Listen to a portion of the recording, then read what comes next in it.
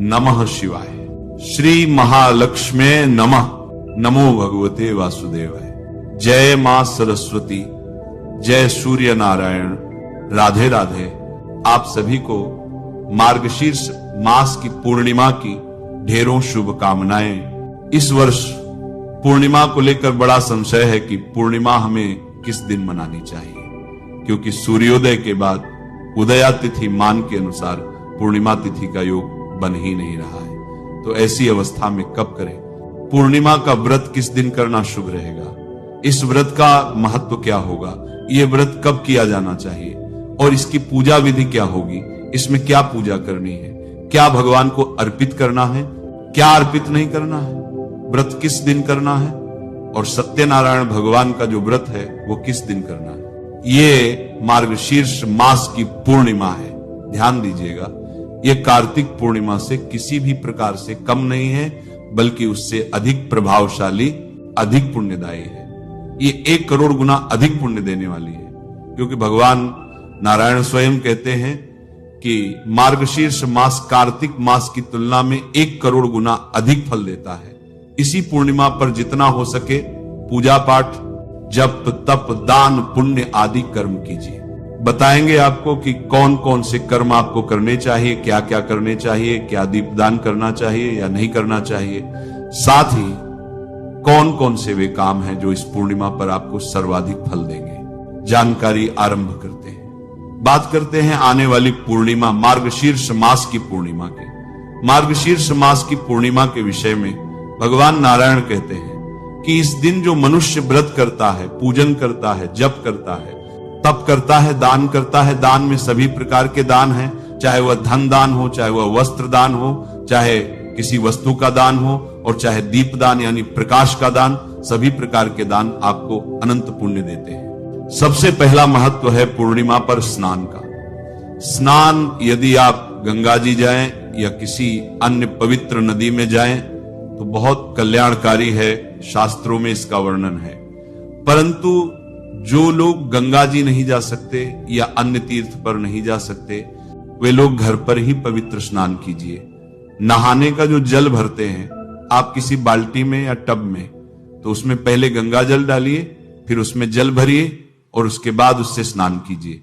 ये जो मार्गशीर्ष स्नान है, जो मासिक स्नान कहा गया है, वह ठंडे पानी से ही किया जाना चाहिए, शास्त्र यही कहते हैं।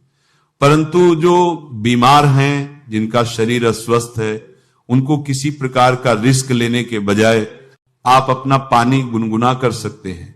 स्नान करने की एक बड़ी सरल विधि यह है कि जिस पानी से आप स्नान कर रहे हैं, यदि वह ठंडा है तो उस जल को मुंह में भर लीजिए, पूरा पानी मुंह में भर लीजिए। जितना हो सके आपका नहाने का जल यदि शीतल है तो शीतल जल को मुंह में भर लीजिए और फिर आप उससे स्नान कीजिए। आपको ठंड नहीं लगेगी, जुकाम नहीं लगेगी। ये वो विद्या है जो पहाड़ों में रहने वाले, हिमालय में रहने वाले बड़े बड़े योगी अपनाते हैं।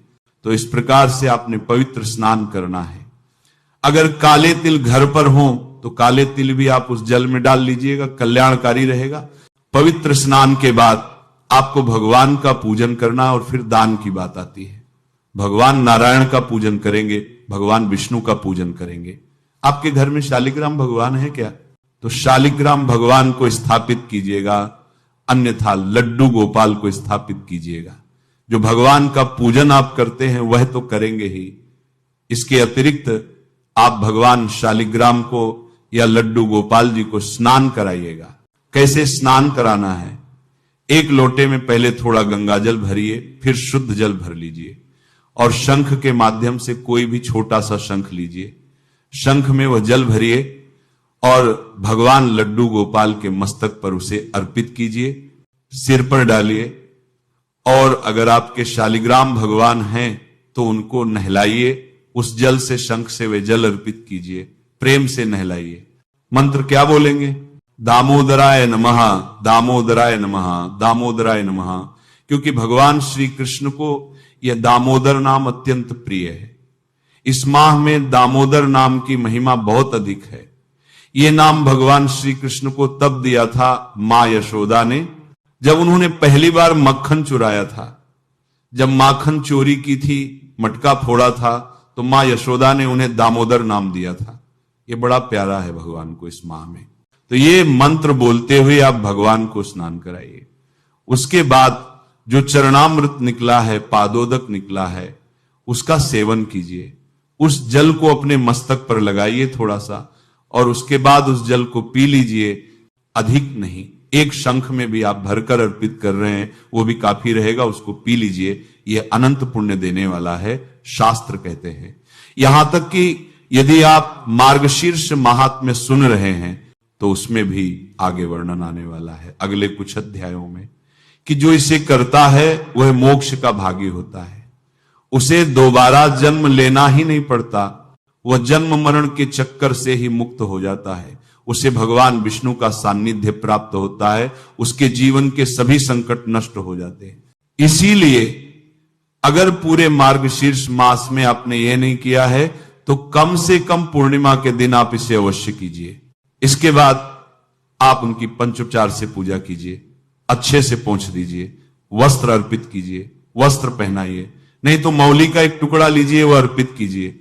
वस्त्र अर्पित करके भगवान को जनेऊ है तो जनेऊ कीजिए, नहीं है तो कोई बात नहीं। आप भगवान को तिलक लगाइए, चंदन लगाइए, अक्षत लगाइए, पुष्प अर्पित कीजिए।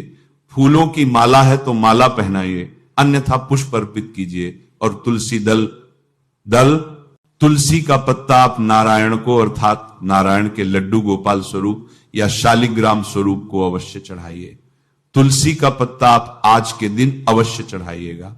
इन्हें पहले ही तोड़कर रख लीजिएगा, क्योंकि पत्र पुष्प अमावस्या पूर्णिमा पर नहीं तोड़नी चाहिए। तो तुलसी का पत्ता नारायण को अर्पित कीजिए। तुलसी दल अर्पित करने के बाद धूप दिखाइए, दीप दिखाइए, और भोग के रूप में जो भी आपके पास मिठाई हो तो मिठाई, फल हो तो फल, जो भी कुछ आपके पास हो वहां अर्पित कर दीजिए। ये अर्पित करने के बाद हाथ जोड़कर नमस्कार कीजिए, और फिर शालिग्राम भगवान को बीच में रख लीजिए, या लड्डू गोपाल जी हैं तो उनको बीच में रख लीजिए और उनकी परिक्रमा कीजिए। इसकी एक एक परिक्रमा का महत्व बहुत अधिक है। इसकी परिक्रमा पूरे दिन के पाप का नाश कर देती है।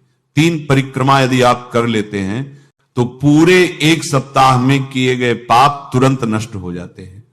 और यदि भक्ति पूर्वक 21 परिक्रमाएं पूरी कर ली जाएं तो गर्भ में भ्रूण हत्या आदि बड़े बड़े पाप नष्ट हो जाते हैं।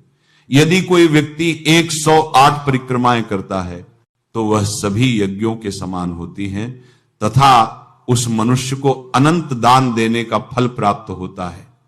उसे इतना पुण्य मिलता है जैसे कि उसने कई बार पृथ्वी की परिक्रमा कर ली हो। भगवान विष्णु कहते हैं कि पृथ्वी और शालिग्राम की परिक्रमा ये एक दूसरे के समान ही है। अगर आपने शालिग्राम भगवान की एक परिक्रमा कर ली तो ये मानो कि आपने पूरी पृथ्वी की परिक्रमा कर ली है।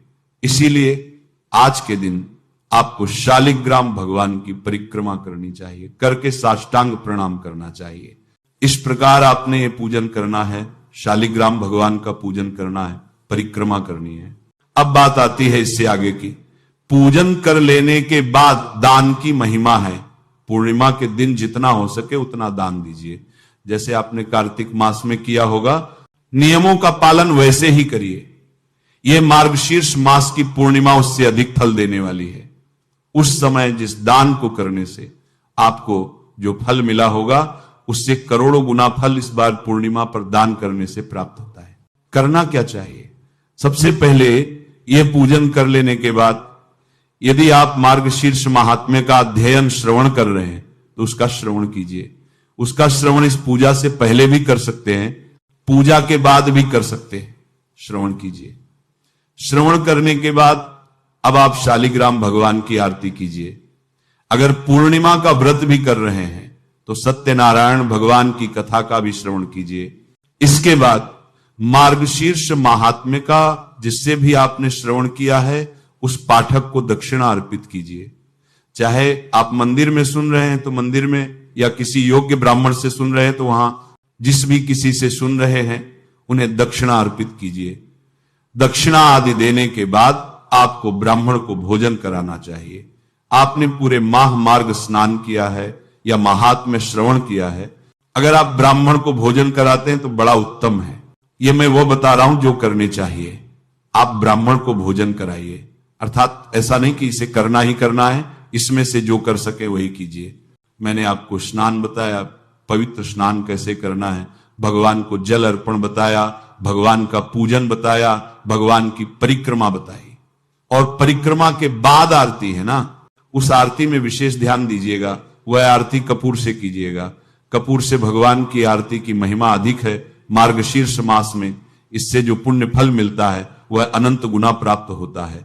इसीलिए कपूर से आरती कीजिएगा। ब्राह्मण को भोजन कराइए। जोड़े से बुला सकते हैं तो जोड़े से बुलाइए ब्राह्मण और ब्राह्मणी को, और उन्हें जो भी दान दक्षिणा आप दे सकें, जितना आपका सामर्थ्य है वह सामर्थ्य के अनुसार दान दक्षिणा आदि दीजिए और उन्हें विदा कीजिए। आज अन्नदान का बड़ा फल है। जितना हो सके अन्नदान कीजिए। कहां कहां कर सकते हैं? आप घर में ब्राह्मण को भोजन करा सकते हैं, आप बाहर भंडारा लंगर आदि करा सकते हैं, कहीं लंगर आदि हो रहा है उसमें सहयोग दे सकते हैं। इसके अतिरिक्त कुछ ना हो तो मंदिर में सूखा अन्न, आटा, दाल, चावल, चीनी आदि रखकर, दक्षिणा रखकर वह मंदिर में देकर आ सकते हैं, या कोई सुयोग्य ब्राह्मण आपके आसपास है तो वहां दे सकते हैं। अन्नदान की महिमा आज बड़ी अधिक है। जलदान कर सकते हैं, जलदान की महिमा अधिक है। जूते का दान की महिमा अधिक है। ब्राह्मण को जूता दान दे सकते हैं। ये जो दान है ये ब्राह्मण के निमित्त हैं, वह ब्राह्मण को ही देने हैं। बाकी जो सहायता के लिए है, जैसे गरीबों की सहायता करो, गरीबों को भोजन कराओ, ये सभी कर्म अलग हैं। जो कर्म ब्राह्मण के लिए कहा गया है कि ब्राह्मण को ये देना है तो वह ब्राह्मण को ही देना है। उसके बाद जो फल है वह अन्य लोगों को देने का है। आप गरीबों की सहायता कीजिए, गरीबों को भोजन कराइए। वस्त्रदान, ब्राह्मण को गर्म ऊनी वस्त्र देने की बड़ी महिमा कही गई है, क्योंकि शीत चल रही है। ब्राह्मण को जितना हो सके आप ऊनी वस्त्र दान कीजिए, कंबल दान कीजिए। जो शास्त्रों के अनुसार है वह दान कीजिए ब्राह्मण को। इसका फल बहुत अधिक है। इससे आपका जो मार्गशीर्ष स्नान है उसका फल बढ़ जाएगा। साथ ही जो आपने मार्गशीर्ष महात्म्य श्रवण किया होगा उसका फल भी अनंत गुना बढ़ जाएगा। तो आपको ये दान करने हैं। मैंने आपको दान बता दिए, पूजा पाठ बता दिए। इस प्रकार से दिन को व्यतीत कीजिए। संभव हो तो कीर्तन कीजिए। इस दिन भगवान नारायण के मंत्रों का जाप कीजिए। सायंकाल को दीप दान कीजिएगा। दीप दान की बड़ी महिमा है। दीप दान कहां करना है? 11 दीप जलाएं चाहे 21 दीप जलाएं, इस दिन का दीपदान अनंत फलदायी है। इसे इस प्रकार समझिए। भगवान नारायण ने कहा है कि मार्गशीर्ष मास में दीपदान अनंत फल देता है। दीपदान अर्थात जो भगवान की आरती करते हैं उसकी सिर्फ दर्शन मात्र से ही आपका उद्धार हो जाता है। तो आपने तुलसी पर दीपक अवश्य जलाना है। पितरों के निमित्त एक दीपक अवश्य जलाना है। भगवान की आरती, भगवान का नीराजन तो करेंगे ही, इसके अतिरिक्त एक दीपक अपने रसोई में रखिएगा, एक अपने मुख्य दरवाजे पर रखिएगा, बाकी अन्य स्थानों पर रख सकते हैं। 5, 11, 21 दीप जलाने का विधान कहा गया है। जितनी आपकी सामर्थ्य हो उतना जलाएं। अन्यथा तुलसी अपने मंदिर में, अपने मुख्य द्वार, रसोई घर में और पितरों के निमित्त दक्षिण दिशा में 5 तो आप जलाई जलाएं। बात आती है इस दिन भोग क्या लगाना चाहिए भगवान को। भगवान दामोदर के लिए खीर पूरी का भोग विशेष रूप से इस पूर्णिमा पर कहा गया है, उसका भोग लगाइएगा। ये खीर पूरी का भोग भगवान नारायण को बड़ा ही प्रिय है। तो किस प्रकार से आप अपने मार्गशीर्ष मास के स्नान को पूर्ण करेंगे? मार्गशीर्ष पूर्णिमा पर यह कर्म है। जिन्होंने स्नान नहीं किया वे इसका लाभ लीजिए, जिन्होंने स्नान किया है वे स्नान को पूर्ण कीजिए। अब बात करते हैं जो सत्यनारायण भगवान का व्रत करते हैं या चंद्रा